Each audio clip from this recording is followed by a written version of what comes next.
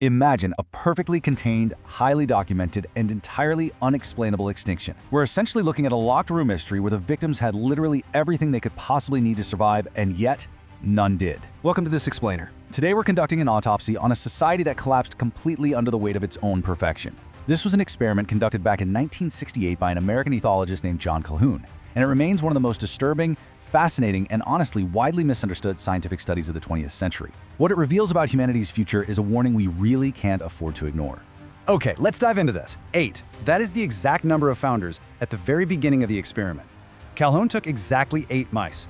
4 healthy males, 4 healthy females, all carefully selected from the premier breeding colony at the National Institutes of Health. He took these 8 founders and placed them inside a meticulously engineered world. It was designed to be an absolute utopia, but maybe it was actually perfectly engineered for a very subtle kind of doom. See, there was unlimited food, there was unlimited water, there were absolutely 0 diseases, no predators, no harsh weather, no threats of any kind. Just a perfectly safe, endlessly bountiful environment. And exactly 5 years later, the population was 0. Every single one of them was dead, complete and total extinction. But here is the truly chilling part of this whole thing. Not a single death was caused by anything a veterinarian could have actually diagnosed. There was no starvation, no mysterious pathogen swept through, no predator sneaked in, the toxicology reports completely clean. The food hoppers were literally still full and the water was still flowing. The physical environment was still totally perfect, yet the society was entirely, irrevocably dead. Which brings us to the central obsession of John Calhoun's entire career. He spent 2 decades chasing the answer to this exact question. What happens to a society when nothing is hard anymore? Think about it. What actually happens when all scarcity is just removed? You see, Calhoun had run 24 earlier versions of this exact experiment. He ran them in forests, in barns, in laboratories, and in every single one, the exact same thing happened. The society would explode in population, distort into absolute chaos, and then ultimately collapse into apathy. So, for his 25th attempt, Calhoun wanted the flawless experiment, the ultimate setup that absolutely nobody could argue with. He built Universe 25 inside a federal research lab in Maryland. Picture a 9-foot square enclosure, featuring floor-to-ceiling walk-up apartments that the mice access by mesh tunnels, completely stocked with soft nesting materials. The temperature? Perfectly stable. The cages were cleaned by hand on a strict schedule.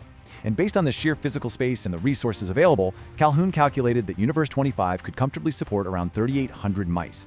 Let's move on and see how this builds, because the timeline here is where the mathematics of paradise turn deadly. Day 1, our 8 founders go in. For about 100 days, they settle in, getting comfortable. Then, boom, the population explodes, doubling every 55 days. But right around day 315, the population hits about 600 animals. They're sleeping in massive piles, literally climbing over each other. Now, in the wild, when a territory gets full, surplus mice would just migrate away. But here, there's no escape. The borders are closed. By day 560, the population peaks at 2,200 mice, which, remember, is way short of the 3,800 capacity. And then, it just stops. Day 920 marks the absolute end of the line, the very last successful conception. So why did the growth suddenly just crash? Well, it's because the young males coming up found that every physical space and every single social role was already taken. With nowhere to migrate to, they fractured into 2 deeply unnatural, malfunctioning groups.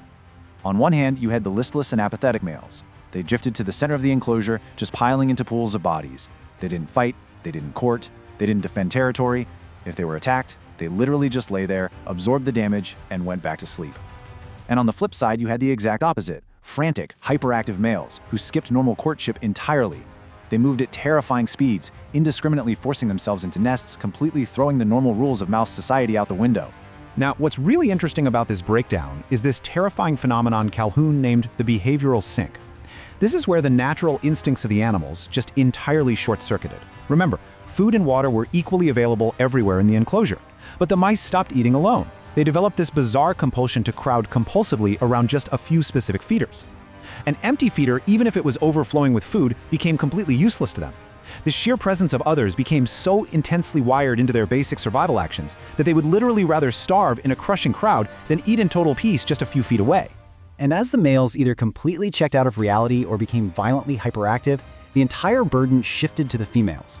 This led to a catastrophic collapse of motherhood. Defending a nest in this kind of chaotic environment took constant, exhausting work. The dominant males were totally worn out from patrolling and just stopped protecting their families. So nursing mothers had to fight off invaders all by themselves. The intense stress broke their maternal instincts. Mothers began turning on their own young. They abandoned pups randomly across the enclosure. Some forgot which pups were even theirs. And in the darkest corners of Universe 25, mothers actually began eating their own offspring. The statistics from this specific period are absolutely brutal. In the worst affected sections of the colony, fewer than 1 in 20 newborn mice survived to weaning. I mean, let that sink in for a second. Less than 5%. The bodies of the adult mice were still physically alive, sure, but the social fabric that held them together as a species, it was completely dead. The very few pups that did actually survive this nightmare were raised by mothers who barely recognized them in an environment that was completely devoid of any normal social structure. Which brings us to the final and honestly the most disturbing phase of Universe 25. The survivors of that chaotic generation grew up having never seen a functioning mouse society. And because of that, they became something entirely alien. Calhoun gave them a really haunting name. He called them the Beautiful Ones. This final generation, they looked physically flawless. Their fur was perfect, mostly because they never got into a single fight in their lives. But it's what they didn't do that is so chilling. They never attempted to mate. They never engaged in violence. They never participated in any social activity whatsoever. Literally all they did was eat, sleep, and obsessively groom themselves. They moved through this densely packed colony as if they were entirely alone. Their nervous systems had developed in a world where every single social role was already filled, so they simply opted out of being mice entirely. They were functionally dead to the society long before their bodies actually failed. And so the colony just aged, quietly and perfectly groomed, until May 23, 1973, when the very last mouse died. When Calhoun published his paper on all of this, the public reaction was explosive. But the fascinating thing is that almost everyone immediately ran with the entirely wrong conclusion. We call it the comfort myth. See, the world looked at these perfect-looking, quietly extinct mice and used them as a mirror for their own 20th century anxieties. Urbanists, religious leaders, politicians, they looked at these rapidly growing 1970s cities, pointed right at Universe 25, and claimed it was definitive proof of the decay of modern life. The popular takeaways were that comfort kills, that abundance kills. They argued that a life without physical struggle naturally and inevitably destroys itself. They really thought this experiment proved that having a soft life leads directly to extinction. So the crucial point is, they completely missed the actual science. Calhoun's real conclusion was sitting right there in his paper, and it had absolutely nothing to do with soft nesting material or unlimited food. When speaking about complex animals like humans, Calhoun emphatically stated that a similar collapse was not just possible, it was logical. If the number of individuals capable of filling meaningful roles greatly exceeds the number of roles available. He warned that if that happens, only violence and disruption can follow. The true killer in Universe 25 wasn't the abundance of food or water or comfort. The true killer was the total evaporation of meaningful roles. It was the sheer lack of purpose. What destroyed the mice was the removal of the friction that makes being alive actually feel like something. When the population grew vastly faster than the supply of roles that the society could offer, the animals with no place in the system simply stopped functioning altogether. The breakdown was basically a simple, deadly math problem, a role deficit. The fighters had absolutely no external threats to fight. The mothers were left defending nests that no one else helped them keep. The young grew up with absolutely zero structure to inherit. The food never ran out. The water never ran out.